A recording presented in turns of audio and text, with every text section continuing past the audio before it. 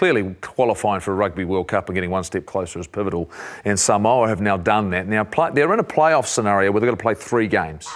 And they were very good against Brazil. Now, they wouldn't have expected to be in this position, Mills.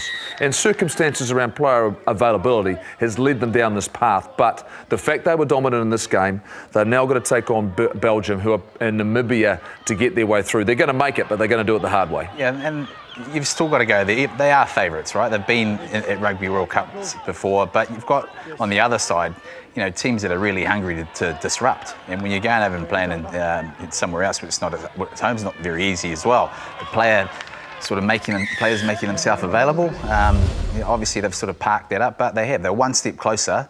And against Belgium, you'd think they should get there. I think this is important, Beaver, in terms of the fact that we know when everyone's available, they're good enough.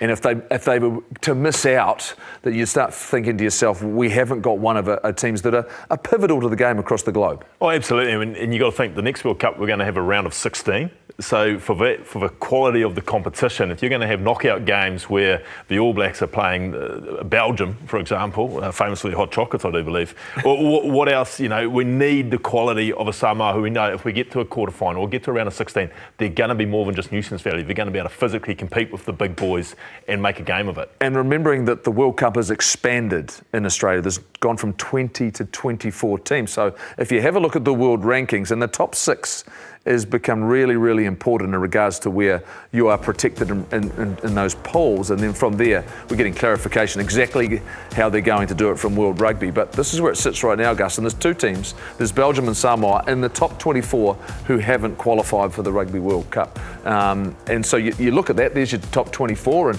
you know, we know it's going to be an expanded tournament. Hong Kong, China have done their job. They've done what they needed to do to be a part of it. But it becomes pretty pivotal.